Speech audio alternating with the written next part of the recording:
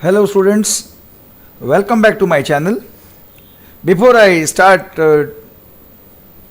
any lesson, I would like to express my special thanks to many students always. Now one of the member of our YouTube family, that is Krish Wankani, who gave all the correct answer of past many videos. I would like to thankful to him. In my last lecture, I forget to mention that. Krish, I'm sorry for that. And again, thank you so much for helping and supporting. Now, students, I hope you all are well, and we would like to start Standard 10 Social Science subject, chapter number 11, India Water Resources. Let's start. Now, there is a water, hence there is a life. Now, the sentence says what? If there is no water, there is no life. Simple. Okay. So, it can be asked, the same question can be asked in exam. Give reason. There is a water, hence there is a life. So, the possible answers you can able to pick up from the paragraph, which we will discuss now. Any type of life cannot be imagined on the earth without the water. Majority living organism depends on water. So, you can't imagine life without water. There is no other option for water resource. There is no other alternative also. The list of its usages is very long. If I tell you prepare the list where water used, then it's a very long list. Rather than cleaning up to drinking, production, everywhere, we are surrounded by the use of water. Entire biotic world uses water to sustain itself. To survive themselves, water required. Entire biotic world depend on water to sustain, to live the life. The prosperity of any nation depends on its agriculture and the amount of water it uses in it. Very nice and very important sentence. The prosperity of any nation depends on its agriculture. And along with agriculture, the amount of water it uses in agriculture.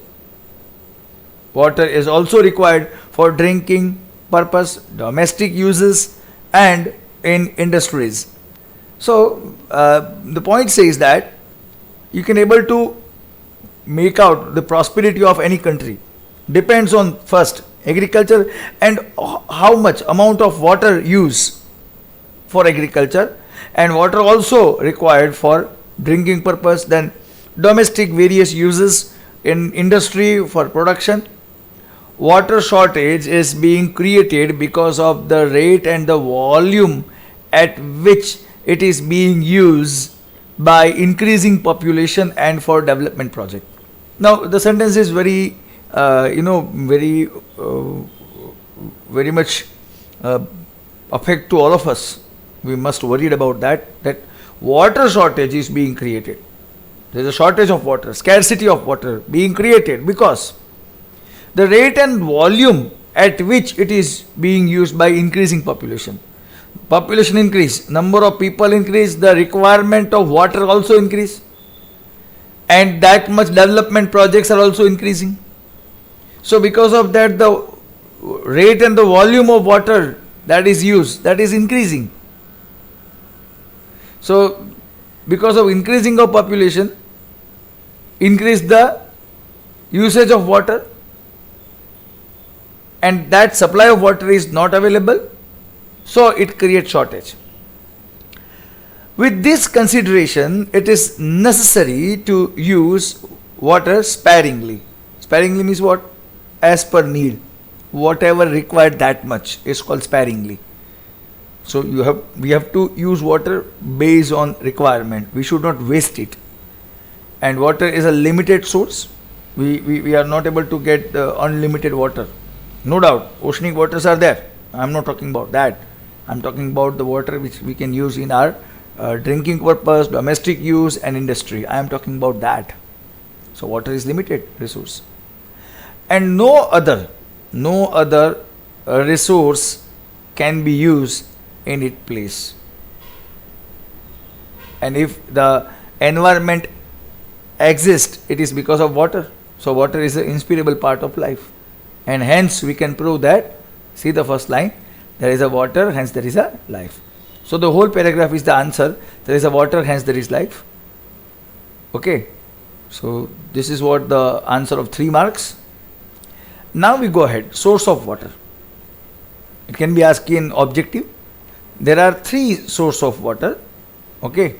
Rainwater, surface water and groundwater. Okay. So these 3 are the source of water: rainwater, surface water and groundwater. Now first we talk about rainwater, because you will get the water from these 3 sources: rain, water, surface water and groundwater. Out of these 3, first we talk about rainwater. Rain is the original source of water on earth. See, these kind of question can be asked in objective. Rain is original source of water on the earth. Okay. River, lakes and streams, rivers, lakes and stream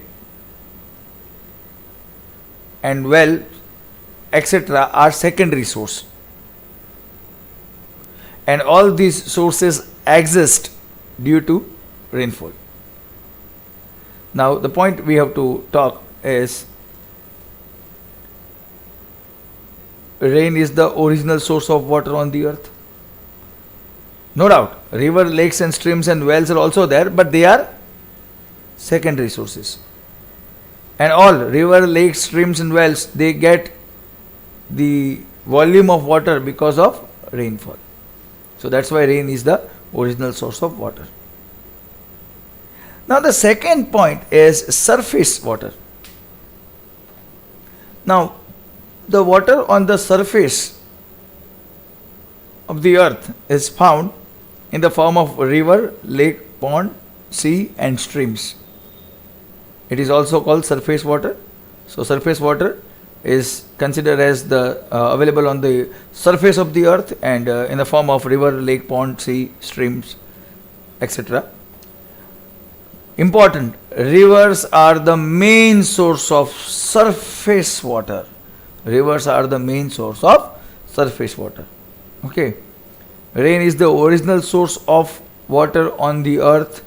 Rivers are the main source of surface water. All these sentences are important from objective perspective, because lake, pond and all get the volume of water because of river. Then the third one, groundwater. Now groundwater as an important place among the surface of water. Groundwater is obtained due to the process of water absorbed by the lower strata of the land. Now the lower part of the land absorb the water. For example, on the soil, if you drop the glass of water, then that particular land, that particular soil absorb, adapt, collect that water, and that water is go inside that land, so it considered as ground level water or groundwater. The volume of groundwater is unlimited, and in the northern plains of India, there is about 42% of groundwater. So northern part of India, 42% of groundwater.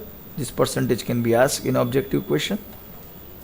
Now in the southern India, there is a less of groundwater due to plateau and mountainous region. So in southern part of India, because of plateau and mountainous region, the ratio of groundwater is less, and groundwater is utilized maximum for irrigation. Irrigation means use in agriculture. So groundwater is utilized maximum for irrigation purpose.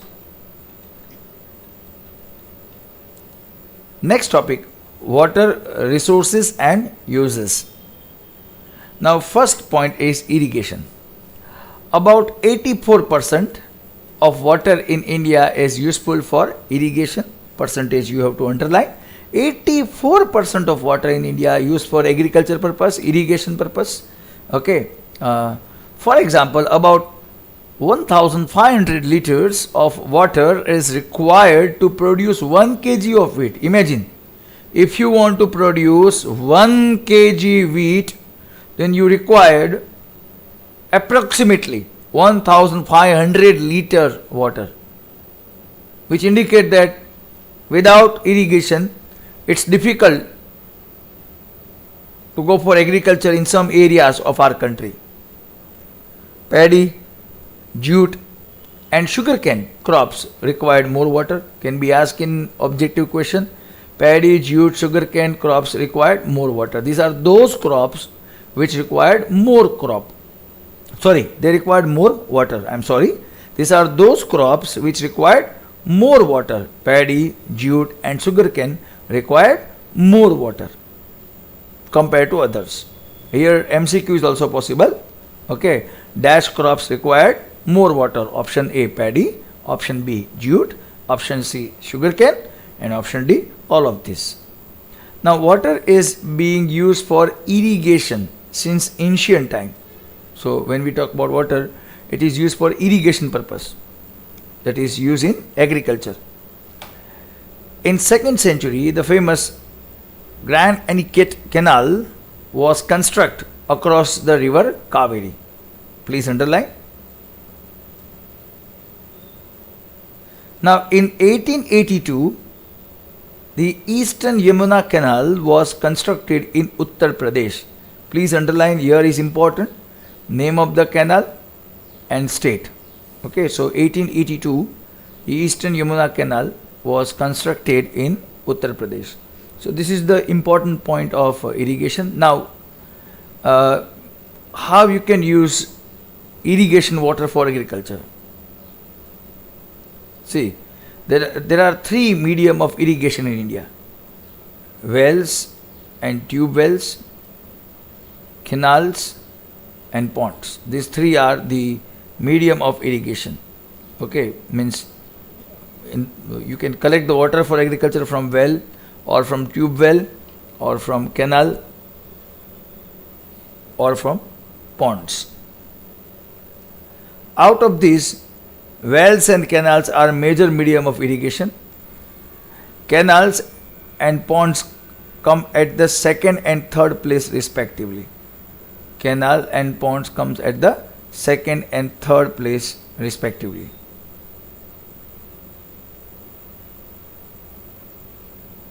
Next, canal irrigation is practiced in vast plains of Satluj, Ganga and Yamuna, and also in delta region of Mahanadi, Godavari, Krishna, Kaveri river in the eastern plains. So, canal irrigation is practiced in the plains of the rivers. Their names are Satluj, Ganga, Yamuna, and delta region of Mahanadi, Godavari, Krishna and Kaveri in the eastern area. So these are the rivers whose water can be channelized through canal. Wells and tube wells are very common in alluvial plains. So wells and tube wells are available in alluvial plains. Irrigation by ponds is practiced more in the eastern and southern states. So irrigation with the help of ponds practiced majority in eastern area and southern states of our country. Now you can able to see here tube well. You can able to see tube well. This is the photograph of tube well. You can able to see the water is transferred through the small gullies and then it reaches to the different level.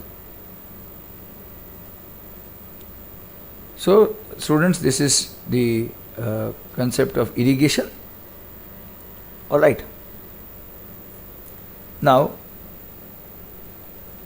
multi-purpose project we will discuss in the next lecture. Okay. Before I go ahead, I would like to clarify. Multi-purpose project is also a question of map work. Alright. So we need to focus from that perspective also. So next lecture we will talk about multi-purpose project, then distribution of area under irrigation, and then we also try to cover up water crisis if it possible. Okay. So with this I would like to conclude my lecture, and we will again meet as early as possible for the next part of this chapter. Till then, students, please take care of yourself. God bless you.